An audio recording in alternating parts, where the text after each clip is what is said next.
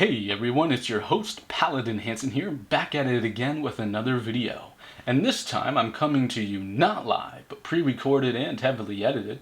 Today we'll be going over some Bible mathematics, pre-calculus, geometry, arithmetic, yes, mathematics in the Bible.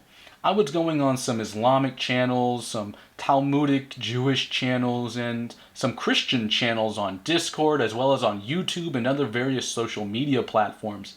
And I was typing in some very curious comments on mathematics in the Bible, particularly to some intrigued Muslims and Talmuds who caught wind and wanted of me to further clarify what I was stating on about concerning the Bible for not only edification of Christ and his church, but also the preservation of the Torah and gospel in general.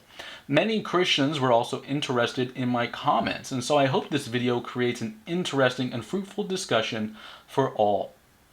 Now, this is just going to be one small video in a lengthy chain of series of Christian and Muslim dialogue videos that I will be putting out in the future and have already put out. I have done the case for the missing ayah video, which is like 26 minutes long in detail and is going over the same thing we're doing here. But this is going to be titled The Case for the Missing Ayah Pt.2, Part 2.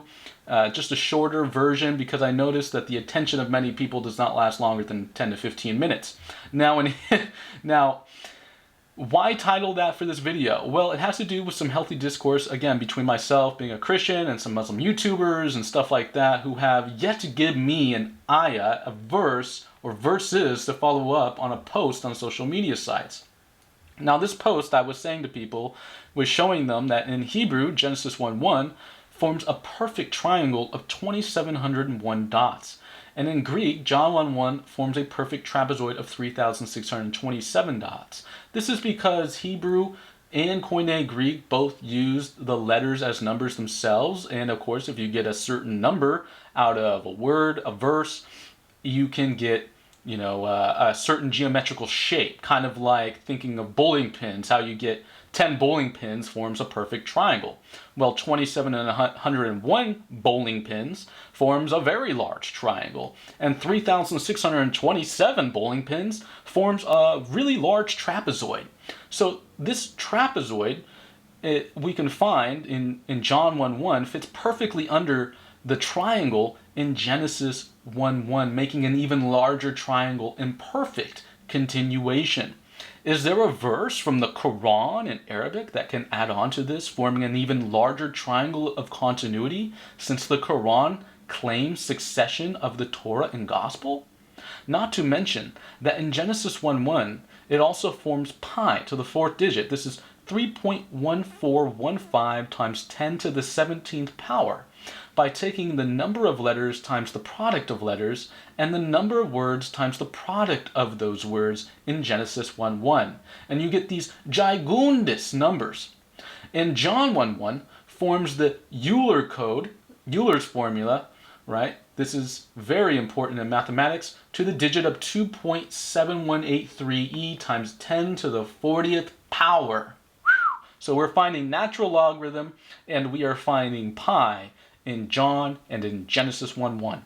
Now, is there a verse, an ayah, in the Quran that can add on to this equation and level of continuity or succession of ayah or ayat that will add on to Genesis and John 1:1 in Hebrew and Greek with the gematria and isopsephy we see in those languages? And will we find that in the Arabic Quran?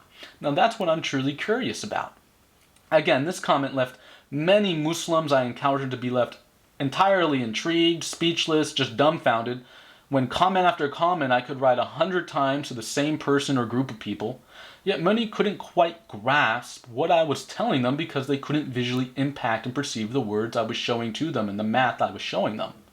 Like many, one is a hands-on and visual learner, so one must have to visually see it to get it. However, with prayer and a lot of unceasing prayer, some PowerPoint slides, and brothers and sisters in Christ within the church, I was able to stitch together this presentation and the ultimate implications of what this means for Islam, the Quran, and Muhammad concerning the various viewpoints that is beholden against Christianity, The Bible and Yeshua is meant to engage and challenge Muslims to search out the truth, whom is Yeshua, who is the Christ. As likewise, Christians must search out the Quran in like manner for not only destroying their arguments, but for better understanding of each religious faiths, and in turn converting Muslims to Christianity. Now, as I've stated, this will all be called the Case for the Missing Ayah Part 2, or Part Dos. It's kind of like a detective story trying to find a verse or a pair of verses from the Arabic Quran and link it to Genesis and John 1, because the Quran time and again likes to brag about how it has so many miraculous ayat or ayahs. Now, is there one ayah to link to this? Now, what I found is that is not the case. This ayah does not exist. That's why we're titling this video The Case for the Missing Ayah. So, I hope you guys like this video. Very short, very brief, not too long. It's only about 6-7 minutes long. I hope you guys have a good one. Take care. God bless. Christ is risen. Christos anesti. Have a good one.